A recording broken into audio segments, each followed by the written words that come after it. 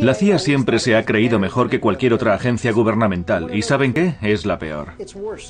Yo era su mejor elemento, uno de sus mejores elementos. Así que imagínense cómo serían los demás. Les llamaban los mejores o los más brillantes de la CIA. Es una leyenda forjada en la ilusión. A finales de 1976, la CIA intentó desesperadamente recuperar su imagen. Las comparecencias de sus directores ante el Congreso y las revelaciones sobre el Watergate o el golpe de Estado en Chile habían dañado su imagen, y ahora la obsesión por el secreto se había vuelto ridícula. A partir de entonces, para reclutar a sus agentes, la CIA recurrió a anuncios publicitarios difundidos por las emisoras de radio. Y ahora un anuncio publicitario que os va a gustar. Somos la CIA y buscamos personas fuera de lo corriente que quieran hacer carrera con nosotros. Quizás usted sea una de ellas. Si cree que cumple estos requisitos, llámenos para una entrevista confidencial.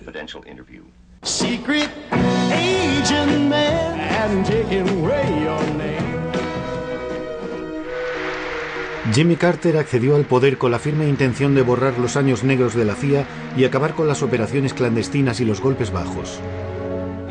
Tendrán que ser ustedes intachables, los más íntegros y los más honestos de cuantos trabajan para el gobierno.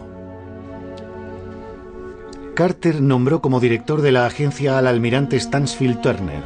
Habían estudiado juntos en la Academia Naval Militar. Turner era muy odiado dentro de la CIA. Un año antes había testificado en el Congreso en contra de la agencia por los abusos cometidos en los años 60. Quisiera expresar mi gratitud y mi confianza al almirante Turner, cuya misión será conseguir que vuelva a brillar el escudo de la CIA. Todos eran escépticos ante el nombramiento de un desconocido en vez del de un profesional que proviniese de la CIA. Cuando Turner llegó, la CIA recibía presiones de todas partes para que revelase algunos de sus secretos, como por ejemplo su papel en el Congo. Y él tuvo que responder ante las comisiones parlamentarias. La mayoría de los miembros de la CIA le aconsejaron que no hablase nunca de esos temas, que mintiese, que no confesara jamás. Pero Turner lo confesó todo. Entró en la CIA con la intención de limpiar la agencia, de cambiar sus costumbres. Las normas de la CIA van en contra de cualquier tipo de transparencia. Nadie debe saber lo que hace. Intentó transformar la agencia, darle una nueva orientación, pero nadie supo apreciarlo. Los burócratas odian a todo aquel que llegue con la intención de cambiar las cosas. Se ganó la oposición de todos los jefes de servicio por su forma de entrevistar y hablar con los funcionarios más oscuros, sin pasar por sus superiores. Este hecho ocasionó muchos problemas. No creo que a los miembros de la CIA les gustase la idea de una agencia abierta al control del público. Turner pensaba que después del caso Watergate, la CIA no podía mantener el secreto total. Stan llegó a la agencia con la impresión de que ésta gozaba de demasiada autonomía, que estaba muy compartimentada y de que no había ningún control sobre la dirección de las operaciones. Yo creo que nunca se sintió cómodo con las operaciones clandestinas. Stansfield Turner era buena persona. Tenía buenas intenciones, pero padecía la enfermedad que padecen todos los almirantes. Confiaba plenamente en la tecnología y nada en las personas. Ellos creían que alguien que viniese de fuera no sería capaz de tomar decisiones sobre los métodos de espionaje. Turner es un tipo muy raro. Es realmente raro. Es todo un caso. Stansfield Turner se hizo famoso por estar a punto de iniciar un ataque nuclear contra la Unión Soviética. Una apreciación errónea hizo creer que se habían disparado misiles en dirección a los Estados Unidos. Fue un error. Hubo un problema. Nuestros aparatos indicaban un ataque inminente. En la pantalla de un radar se puede introducir de forma artificial un mensaje que señale la llegada de un misil. Aunque las personas que controlan los radares todos los días saben cómo es.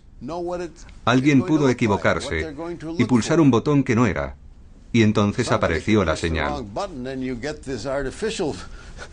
Cuando algo así pasa, hablas con los responsables y les dices, no está pasando nada, ¿hemos cometido algún error? Y alguien te contesta, nos hemos equivocado de botón.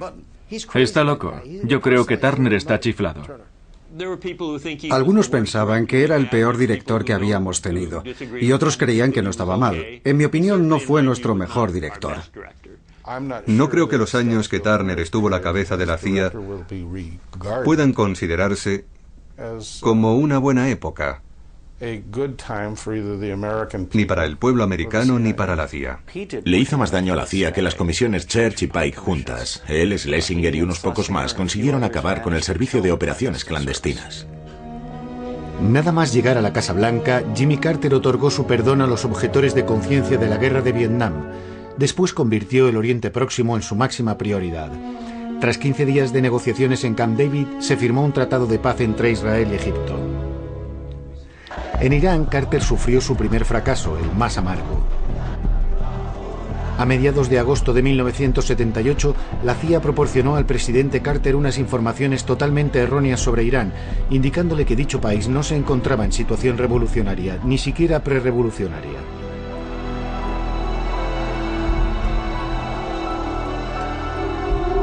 William Quandt era el encargado de Oriente Medio y Próximo en el Consejo de Seguridad Nacional. La revolución iraní marcó un hito. Quizá antes de 1979, ni los Estados Unidos, ni la mayoría de los países se tomaban en serio a los militantes islamistas. Lo de Irán nos pilló por sorpresa. Ni el Departamento de Estado ni la CIA comprendieron que se estaba produciendo una revolución. Cuando comenzaron las revueltas religiosas en Irán, el asesor de Carter en Seguridad Nacional, con quien yo trabajaba, pidió a la CIA que le transmitiese toda la información que tuviese sobre los fundamentalistas islamistas, y la respuesta fue que nunca habían oído hablar de ellos.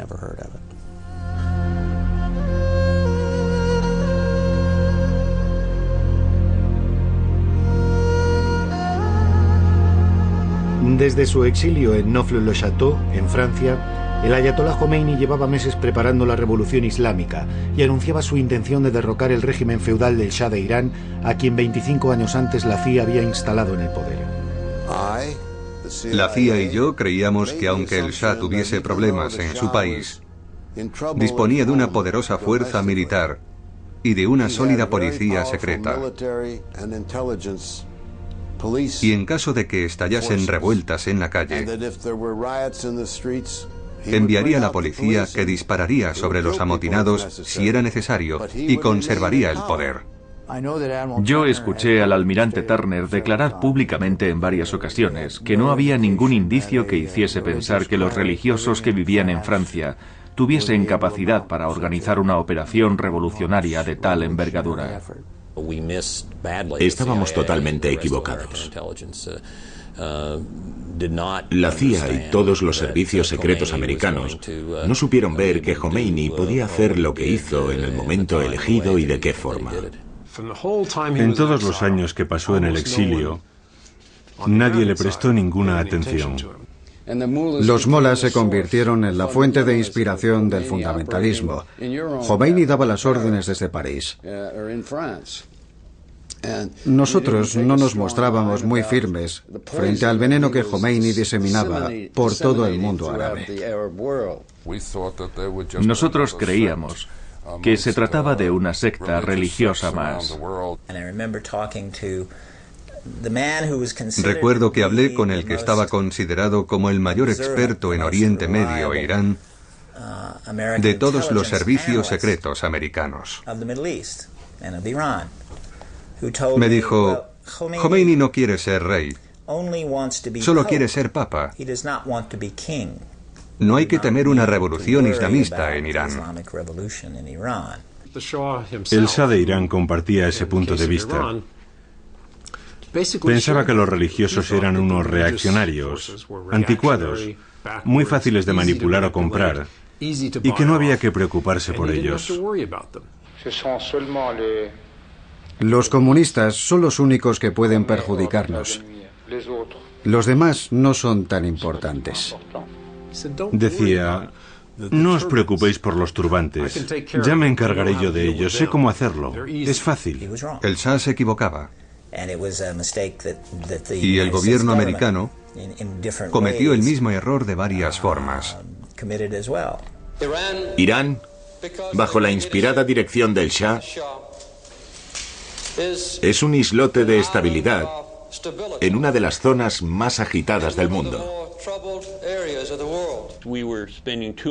Pasamos demasiado tiempo escuchando al Shah y a su entorno, y no el suficiente escuchando a sus opositores dentro y fuera del país.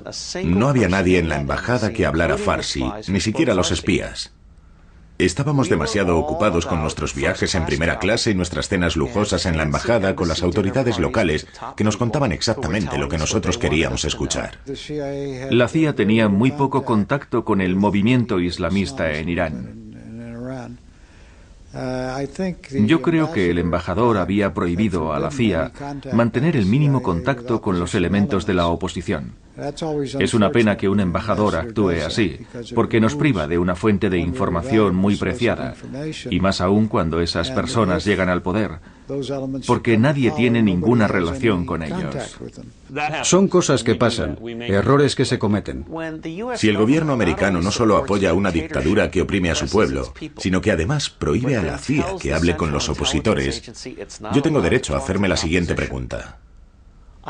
¿De qué sirve tener espías si no pueden tener contactos secretos con la oposición sin que lo sepa el gobierno? El embajador de Estados Unidos en Teherán era Richard Helms, exdirector de la CIA destituido por Nixon por negarse a mentir sobre el Watergate. Después de haber participado en el golpe de Estado de 1953 para derrocar a Mossadegh, se hizo íntimo del Shah y formó y adiestró a su policía secreta. Fue nombrado embajador en Irán justo después del escándalo Watergate. Fue embajador en los últimos días del Shah. Richard Helms le dijo al Shah que los Estados Unidos le apoyarían y le darían todo el armamento que deseara. Había una cooperación muy estrecha. Stansfield Turner y la esposa de Carter no paraban de enviar mensajes a Palacio aconsejándoles que resistiesen y cosas de ese tipo. Lo mejor habría sido decidirse en un sentido o en otro, y nosotros no lo hicimos. Jimmy Carter seguía los consejos de una persona un día y de otra diferente al día siguiente. Por eso nuestra política no tenía ningún sentido. Carter reflexionó y dijo, ya no necesito al Shah. ¿Y si intentara acercarme a los islamistas? No sabía que el Shah estaba gravemente enfermo y, sobre todo, ya no sabía qué hacer. La CIA se enteró demasiado tarde de que el Shah estaba desahuciado por la enfermedad. Los franceses lo sabían, pero la CIA no estaba al corriente. Los franceses provocaron nuestro error porque no quisieron revelarnos que el Shah estaba desahuciado. Nosotros sabíamos que había un problema, pero como lo subestimamos, no supimos prever la caída del Shah. No previmos el regreso de Khomeini y mucho menos la acogida que tuvo.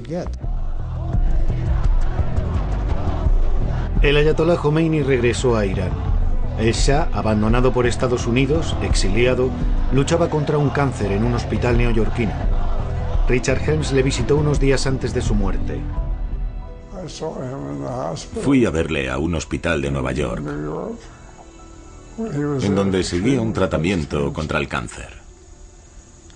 Y lo primero que me dijo fue, ¿por qué me habéis hecho esto?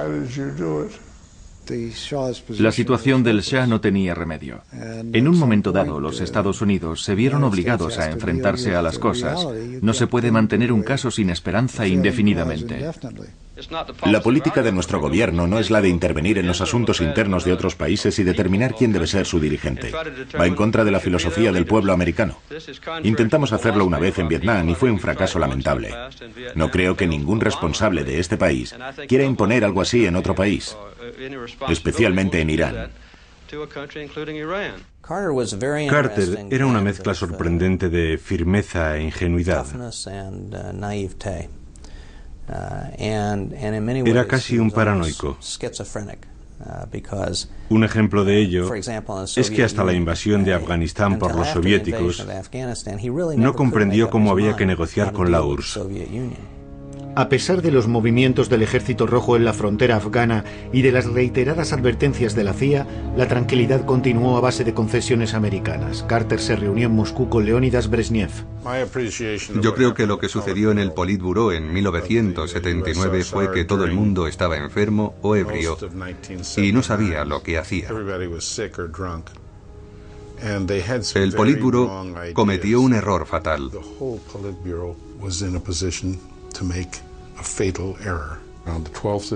Y el 12 de diciembre se firmó el documento que autorizaba la intervención en Afganistán. Nos preparamos para la invasión, hicimos saber que las tropas estaban listas, pero pensábamos que no iban a invadir Afganistán.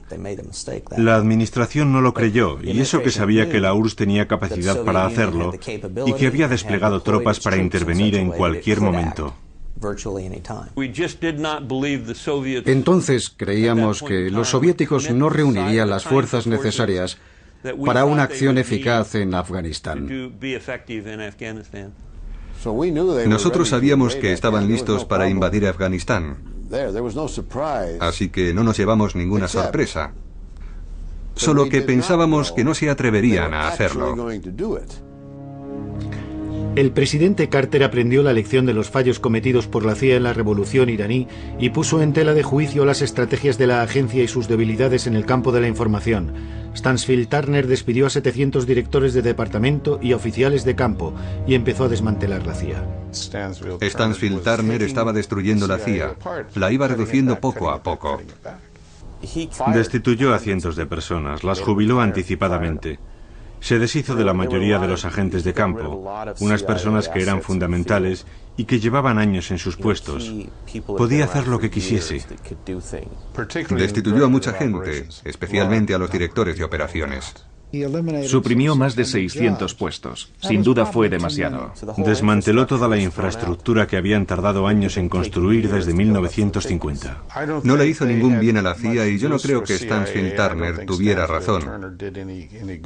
En realidad, su apreciación del mundo quizás fuese errónea. Quizás me equivoqué, quizás tomé decisiones equivocadas.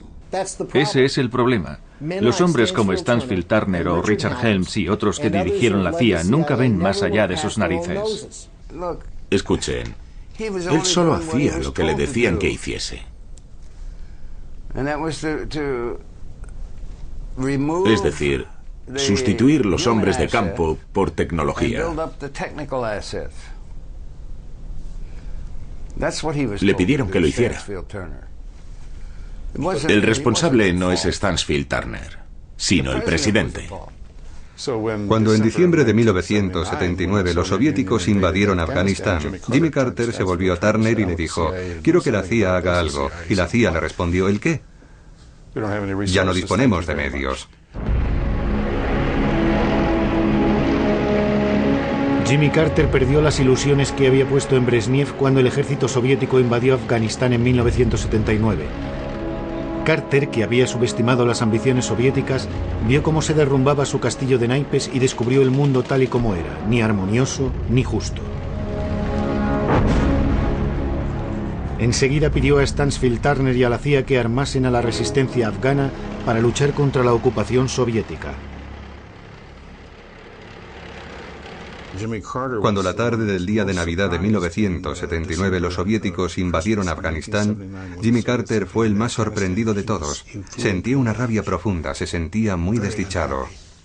No tenía mucha experiencia con comunistas, y aunque le avisaron, aunque la agencia le advirtió de la invasión de Afganistán, le sorprendió mucho que los soviéticos se hubiesen atrevido a hacerlo.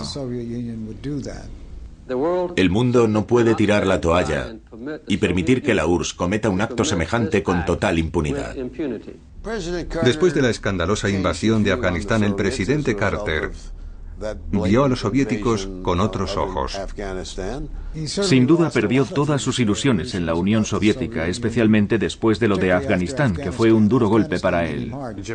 Jimmy Carter estaba furioso porque siempre pensó que podría entenderse con Brezhnev. Y Brezhnev, que pensaba que Carter le permitiría actuar, invadió Afganistán y entonces Carter le dijo que no. La ironía de esta historia es que gracias a los soviéticos descubrimos una faceta de Carter que los americanos nunca habían visto, su lado duro, su lado firme. ¿Qué podíamos hacer? ¿Permitir que los soviéticos invadiesen todo el país sin ofrecer resistencia? Aparentemente cambió de opinión de forma radical y aceptó ayudar a los mujahidines afganos proporcionándoles un armamento de vanguardia. La invasión se produjo sobre el 26 o el 27 de diciembre y las primeras armas que se enviaron a Pakistán llegaron el 30 de enero. Fue bastante rápido. Con el gobierno Carter decidimos ayudarles utilizando a la CIA. La CIA organizó una alianza clandestina muy discreta con otros países para luchar contra los soviéticos y les hicimos la vida imposible durante 10 años. Teníamos un objetivo muy claro. A partir de 1979 y a lo largo de la década de los 80 solo teníamos un objetivo: conseguir que los soviéticos abandonasen Afganistán. ¿Cómo íbamos a saber en 1979 que las personas a las que suministrábamos armas para expulsar a los soviéticos de Afganistán iban a convertirse en algo tan horrible como los talibanes? Nosotros creamos a los talibanes. Nosotros creamos ese ejército fundamentalista sin ser conscientes de lo que estábamos haciendo. No tuvimos en cuenta la mentalidad de la zona. Carter tuvo que enfrentarse a otra crisis que conmocionó a la opinión pública. Un mes antes de la invasión de Afganistán, unos estudiantes islamistas secuestraron a los empleados de la embajada americana de Teherán. El secuestro podía poner fin a las ambiciones políticas de Carter, que esperaba la reelección. Su rival, Ronald Reagan, cuya campaña electoral dirigía a William Casey, no desaprovechó la ocasión. Creo que la política exterior de este gobierno ha contribuido a crear una situación que ha hecho posible el secuestro. Es una humillación y una vergüenza para nuestro país que el secuestro dure tanto tiempo. Carter estaba totalmente desbordado por los acontecimientos de Teherán. El presidente Carter reunió a todos sus asesores y decidió emprender negociaciones secretas con el nuevo gobierno iraní con el fin de obtener la liberación de los rehenes antes de las elecciones presidenciales. Pero alguien desde dentro de la Casa Blanca informaba regularmente al equipo de Ronald Reagan. Nosotros sabíamos que Carter estaba a punto de conseguir un acuerdo con los iraníes para conseguir la liberación de los rehenes antes de las elecciones. Los republicanos se enteraron y comprendieron que si Carter conseguía la liberación, ganaría las elecciones. Tenían que hacer algo para conseguir el fracaso de las negociaciones. 2 semanas antes de las elecciones, los iraníes rompieron las negociaciones sin ningún motivo.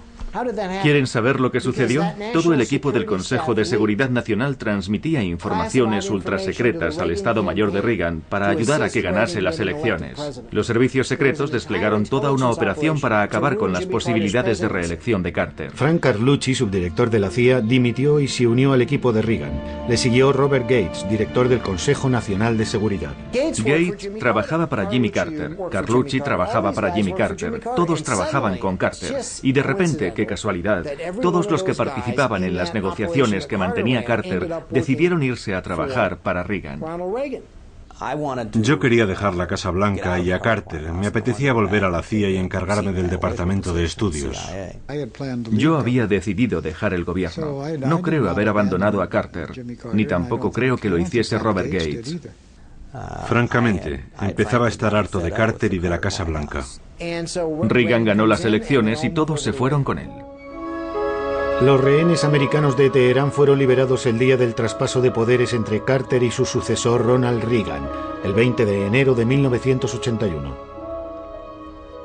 Los republicanos no tuvieron nada que ver en esta historia. Fueron los iraníes que humillaron a Carter negándose a liberar a los rehenes antes del 20 de enero, fecha en la que debía abandonar sus funciones. Yo no creo que hubiese nada. No hubo acuerdo entre los republicanos y los seguidores de Khomeini. Seguro. No es más que otra teoría del complot, pero es totalmente falsa. 10 años más tarde, Jimmy Carter desveló en televisión los entresijos de la Operación Sorpresa de Octubre. El presidente Bani Sadr, que dirigía Irán bajo el ayatolá Khomeini, declaró en varias ocasiones a los responsables del informe que había habido un acuerdo. Casey era el personaje central. En aquella época viajó a Europa. Su cometido fue un misterio durante mucho tiempo. Fue el director de campaña de Reagan y terminó siendo director de la CIA. Antes de su entrada en la Casa Blanca, Ronald Reagan había decidido convertir a William Casey en el hombre clave de su gobierno. Siempre seréis los ojos y los oídos del mundo libre, la última muralla contra el totalitarismo que quiere dominar el planeta. Casey fue el artífice de su brillante victoria. Consiguió apartar hábilmente a Jimmy Carter de la carrera y después dirigió la campaña electoral de Reagan con talento, gastando sin pensar. William Casey era un millonario que había hecho fortuna con sus negocios y dirigía el SEC, organismo que controla todas las operaciones de la Bolsa de Nueva York. Los conocimientos de Ronald Reagan en política exterior eran algo limitados, así que dejó a Casey las manos libres para decidir sobre nuevas orientaciones. Durante el periodo de transición, Stanfield Turner, en nombre de la CIA, informaba al futuro presidente del Estado del Mundo. Fui a informar al nuevo presidente. Creo que George Bush no estaba ahí. E hice mi informe. Empezó su exposición. Los soviéticos tenían un misil aquí, otro allí, trabajaban en la reducción del armamento. Un informe muy detallado, muy preciso. Entonces Reagan se levantó, se aflojó la corbata, se quejó del calor que hacía y preguntó si alguien quería un café. No le interesaba nada la exposición. Me pareció que algunas de sus preguntas no eran muy pertinentes. Después de eso no hubo más exposiciones. Reagan no quería más, enviaba a sus asesores, así que no tenía la menor idea de lo que pasaba. A partir de su nombramiento como director de la CIA, William Casey reforzó el papel de la agencia y restableció la mayoría de los puestos que Stanfield Turner había suprimido. Con él se intensificaron las operaciones clandestinas de la CIA.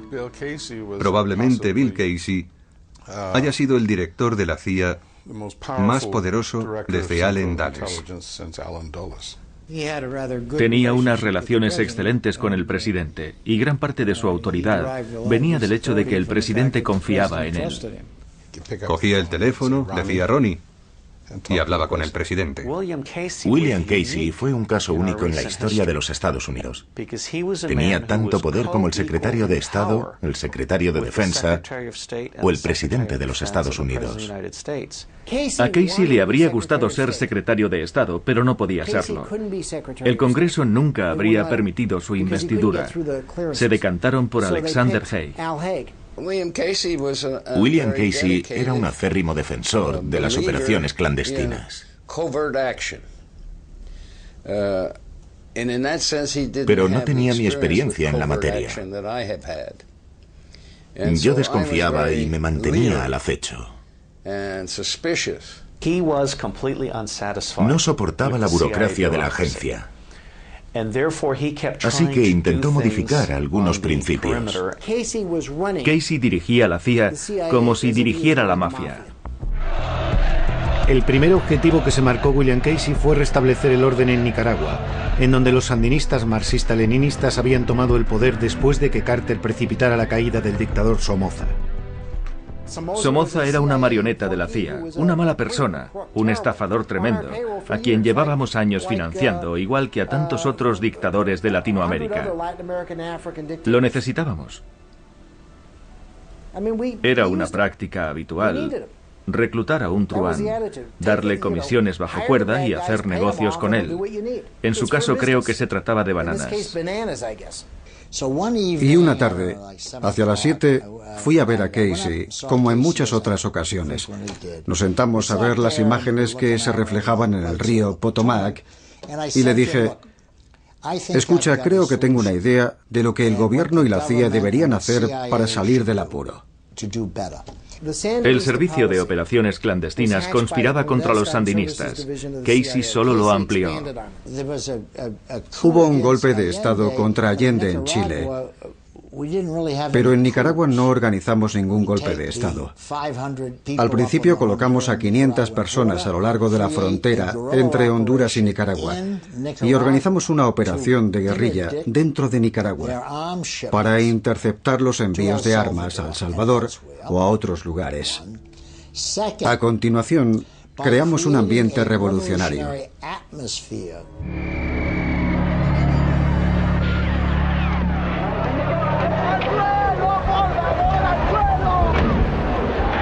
Las relaciones de Latinoamérica con la CIA siempre habían sido tumultuosas, pero bajo la administración Reagan, la CIA, dirigida por William Casey, volvió al primer plano al adoptar una política belicista en América Central. Se sirvió de la Contra para dirigir una guerra contra los sandinistas en Nicaragua y multiplicó las operaciones clandestinas en Salvador y Honduras.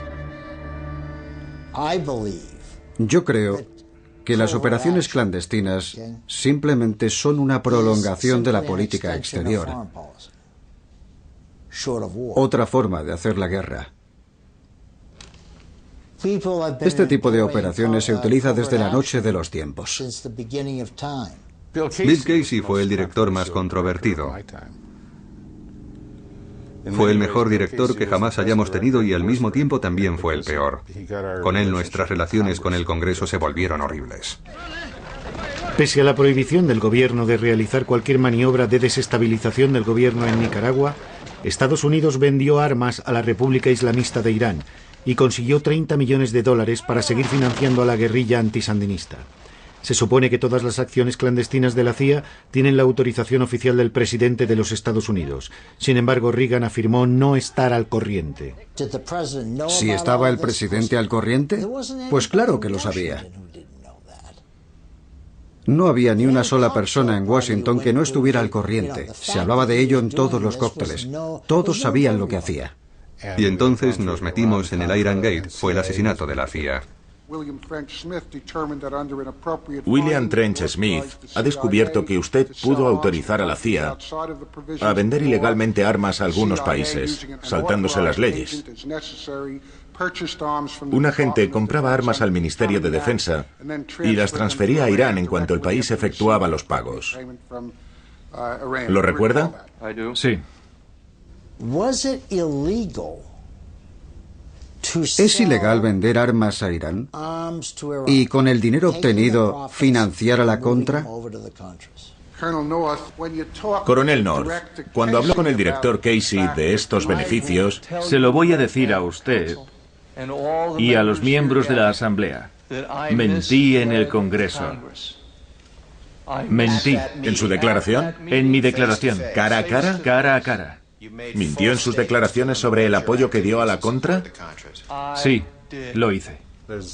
La CIA siempre había recibido muchas críticas, especialmente por sus actividades en Latinoamérica.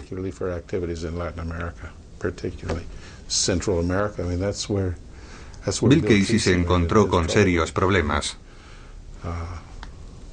Entre otros, el Iran Gate y todas esas historias de Centroamérica. Pero fue en Afganistán, que llevaba 3 años en guerra, donde William Casey pudo aplicar su estrategia para luchar contra los comunistas y la URSS. Lo que sea para meter a los soviéticos en una guerra que durará 10 años y expulsarlos de la zona. Bill Casey cambió las reglas del juego en Afganistán. Carter había decidido hostigar a los soviéticos, agotarles, hacerles la vida imposible. En 1985, Bill Casey le hizo firmar a Reagan una directiva que decía: ustedes tienen que ir allí para ganar, para hacer que se larguen. Bill Casey vino a verme, nos habíamos conocido en África, y me dijo: quiero que vayas a Afganistán y quiero que ganes. La resistencia fue capaz de aplastar a un ejército de 120.000 hombres, pero nosotros no lo habíamos previsto. ¿Cómo consiguieron vencerles? Les proporcionaron un apoyo militar considerable. Un ejemplo claro son los lanzamisiles que hicieron totalmente vulnerable a la aviación soviética. Perdimos tantos helicópteros que nos daba miedo que nuestros aviones volasen a baja altitud. Y esas armas se las había dado la CIA. Los soviéticos habrían ganado de no ser por los lanzamisiles que utilizaron contra los helicópteros. La CIA ya proporcionaba armas y dinero a los mujahidines afganos con Carter, pero bajo la dirección de William Casey, la agencia armó a decenas de grupos de la guerrilla sin ningún control para atacar a los soviéticos, llegando a proporcionarles armas de vanguardia. Entregaron misiles antiaéreos a los fanáticos islamistas a cambio de la promesa de que el armamento solo sería utilizado contra los rusos. 10 años después de la marcha de los soviéticos, ese armamento seguía utilizándose. 1.000 millones al año, en total 3.000 millones de dólares para acabar con Afganistán. ¿Saben cuánto le costó la Guerra Fría al contribuyente americano? 13 billones de dólares. Ni siquiera puedo imaginar los ceros que tiene esa cifra. Así que 3.000 millones por acabar con la Guerra Fría era un buen precio. Una ganga. Fue un éxito. Pero crear un grupo armado de los pies a la cabeza engendró otros problemas. En realidad, la CIA proporcionó armas a los mujahidines con las instrucciones, y hoy sabemos que Bin Laden era uno de los que las recibió. Los integristas más fanáticos con los que entonces negociamos son los mismos a los que hoy nos enfrentamos, o sus sucesores. Proporcionamos armas a los mujahidines afganos. Y hoy, algunos de ellos luchan contra nosotros. Esa es la realidad. Es un ejemplo típico de consecuencia imprevista. La CIA hizo cuanto pudo para esquilmar a la Unión Soviética y conseguir que se desmoronase. Pero la CIA no comprendió que aquellos a quienes estaba apoyando no luchaban únicamente contra la Unión Soviética. No deberíamos habernos hecho ilusiones sobre nuestros amigos durante la guerra contra los soviéticos en Afganistán. No elegimos a nuestros aliados con lucidez, no los controlamos seriamente. Y una vez cumplido nuestro objetivo, vencer a los soviéticos, cortamos nuestra relación con ellos y nos largamos. Después de 1989, el mundo entero se olvidó de Afganistán, no la CIA. La CIA no construye naciones, hace lo que tiene que hacer.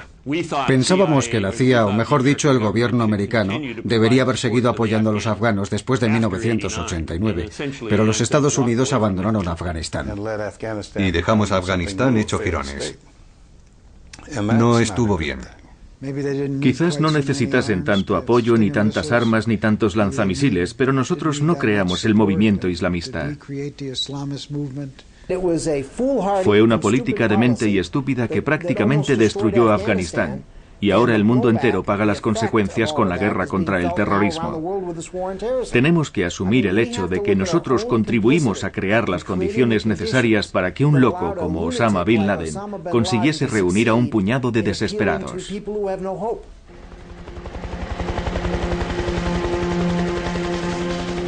Los soviéticos se dejaron enredar en la loca carrera armamentística. 10 años de guerra en Afganistán les dejaron exhaustos. Robert Gates fue quien, desde la CIA, durante la presidencia de Reagan, exageró las informaciones sobre la potencia soviética, empujando a la Casa Blanca a la incapacidad para prever la caída de la Unión Soviética.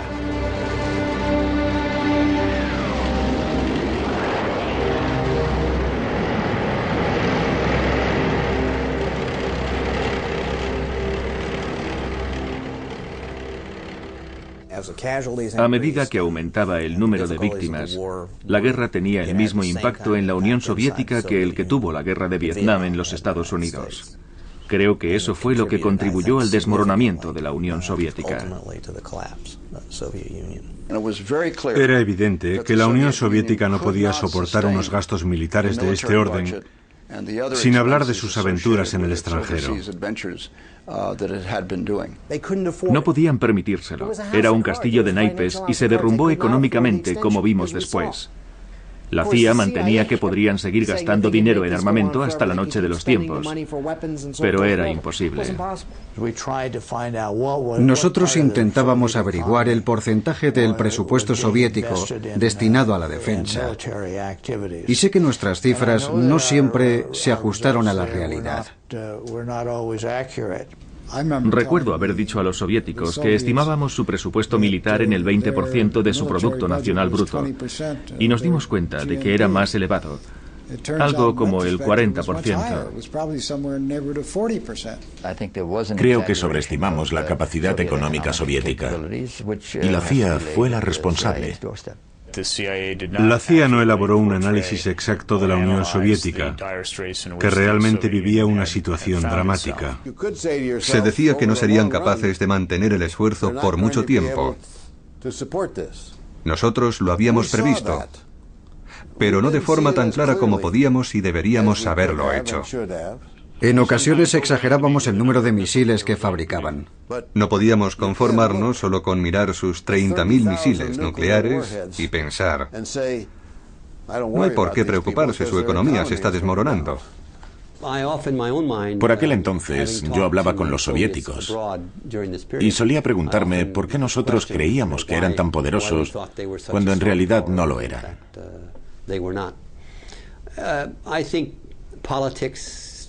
Creo que ahí entra en juego la política. El Pentágono. Necesitaban más armamento. A veces nuestras previsiones resultaban inexactas porque no entendíamos en qué dirección querían ir los soviéticos. Nosotros mandábamos nuestros bombarderos al norte de Rusia, solo para ver hasta dónde podíamos llegar. Por esta razón, la Unión Soviética decidió gastar tanto dinero en la fabricación de misiles y otros sistemas de defensa. Estados Unidos jugaba a provocar. Es una mala política, un juego de indios y vaqueros estúpido al que nunca deberíamos haber jugado. Cuando en 1986 el nuevo jefe del Kremlin, Mikhail Gorbachev, se entrevistó con Ronald Reagan, la URSS estaba al borde de la implosión. El Washington Post escribió: Robert Gates no es la clase de persona con la que apetece pasar un fin de semana. No sé por qué el Washington Post escribió eso. Uno de sus periodistas decía que en lo referente a la Unión Soviética, yo era el equivalente al burrito Igor en Winnie the Pooh. Solo veía el lado malo de las cosas y nunca veía la parte positiva. Dijo que yo era muy pesimista respecto a la Unión Soviética. Yo era muy escéptico con respecto a Gorbachev. Al presidente Reagan le caía bien. Y recuerdo que en una ocasión le dije: señor presidente, no olvide nunca que es el último comunista de la Unión Soviética. Gorbachev no está ahí para desmantelar la Unión Soviética, sino para ponerla de nuevo en pie, porque ha comprendido que estaba en muy mal estado. Estaba claro que quería destruir la burocracia estalinista, pero no tenía nada para sustituirla. Creo que los acontecimientos me han dado la razón. La Glasnost y la perestroika se volvieron incontrolables. Yo no creo que presintiese la caída de todo el sistema. A él le habría gustado conservarlo intacto. Creo que Gorbachev decía la verdad, y empezó en 1985-1986, justo después de tomar el poder. Creo que todos subestimamos la magnitud de los cambios políticos que iba a emprender. Un año después, en 1987, Reagan lanzó un reto a Gorbachev. Tire ese muro, señor Gorbachev.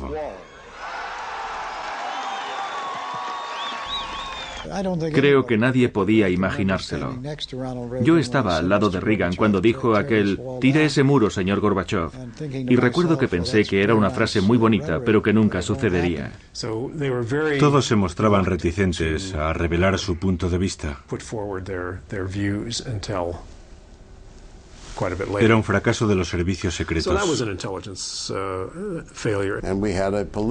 Y se produjo una revolución en la Unión Soviética cuando nadie pensaba que algo así pudiera suceder. Si alguien cree que fue Ronald Reagan quien ganó la Guerra Fría, es que no entiende nada de historia. La Guerra Fría no la ganaron ni Ronald Reagan ni nuestras defensas militares. Fue la contradicción interna de un sistema político defectuoso, el marxismo-leninismo, la que provocó la inevitable desaparición de la Unión Soviética. El nuevo presidente George Bush asistió a la caída de la Unión Soviética. Forjado por la Guerra Fría y sus años en la CIA, resultó muy difícil convencer a Bush de la inminente desaparición de la URSS. En junio de 1989, yo era asesor adjunto de Seguridad Nacional y elaboré un memorando a partir de las informaciones recabadas por la CIA, en el que le decía al presidente que existía una posibilidad real de que Gorbachov no siguiese en su puesto al cabo de 1 o 2 años, por lo que deberíamos comenzar a idear un plan de urgencia, no solo para hacer frente a su destitución, sino también en previsión de la caída de la Unión Soviética. Es cierto que no dijimos el día. A los servicios secretos no les pagan por ser adivinos. Sabíamos que la Unión Soviética tenía graves problemas, principalmente económicos, aunque también políticos.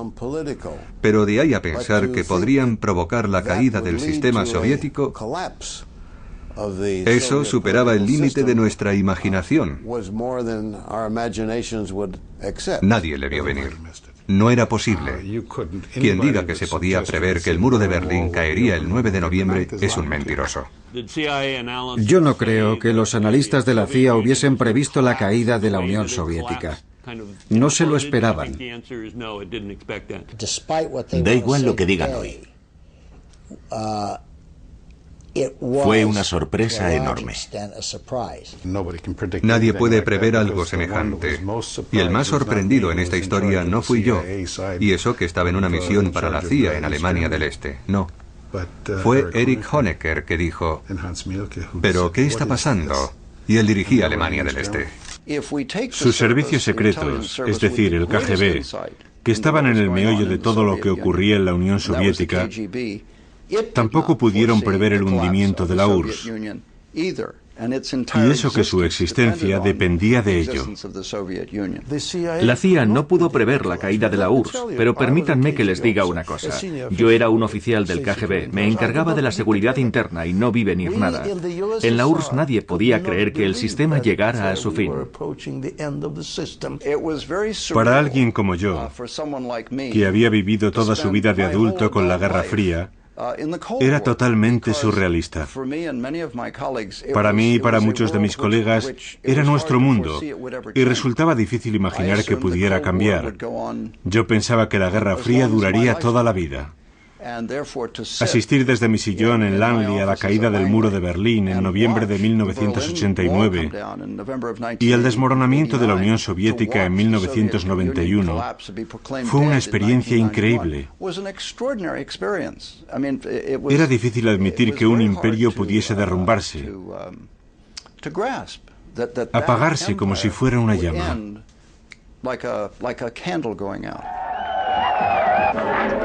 La caída del muro de Berlín en noviembre de 1989 preparó la reunificación de Alemania. Una tras otra, las antiguas democracias populares iban expulsando a los regímenes comunistas. Era el fin de la Guerra Fría.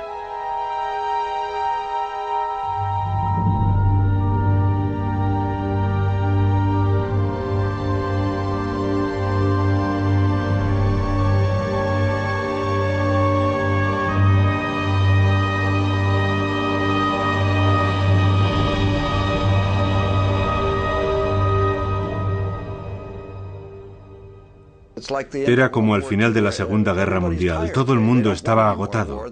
Ya nadie quería luchar. Fue una especie de...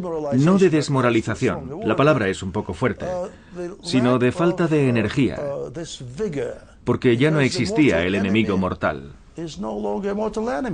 Acababan de desaparecer los 75 años del gran experimento soviético. Todo había terminado, ya no había más problemas en el mundo. Habíamos ganado la Guerra Fría. Todo Occidente había ganado la Guerra Fría y pensamos, ya no existe ningún problema, todo saldrá bien. Y decidimos recortar de forma drástica el presupuesto de defensa. Desmantelamos nuestros servicios secretos. La gente pensaba que ya no eran necesarios. Se acabó. La CIA ya no era necesaria. Tuvieron que cambiar radicalmente las prioridades. La Unión Soviética era el objetivo principal y más o menos la razón de ser de la agencia. Pero no basta con chascar los dedos y decir, vamos a trasladar a toda esta gente a otro lugar. Las cosas no funcionan así. Se sintieron muy desdichados con la caída de la Unión Soviética. Ya no tenían enemigo. Tuvieron que inventarse uno. El fin de la Guerra Fría nos obligó a cambiar muchas cosas. Nos hizo mirar un poco más lejos e intentar comprender lo que iba a pasar. La CIA se había vuelto inútil, improductiva, sin poder. Había perdido su único enemigo, su razón de vivir. Hicieron venir a la sede de la agencia en Langley a exagentes nostálgicos de una época en la que los identificaban con James Bond para hablar a los colegiales de las horas de gloria de la CIA, esas 3 letras que se habían convertido en un mito. Es solo para informar a los niños, para poner un rostro a la CIA. La historia terminó. La partida se acabó. La Unión Soviética y los Estados Unidos jugaban una partida de ajedrez. Había que conseguir el mayor número posible de fichas del adversario por todo el mundo. Y a finales de 1991 ganó el que tenía más fichas. Los rusos perdieron. Unos meses después de la caída de la Unión Soviética, William Colby, exdirector de la CIA, y Oleg Kalugin, exjefe del KGB, dieron un cóctel en Washington para lanzar juntos un videojuego. Ahora sí había terminado la Guerra Fría. Buena suerte.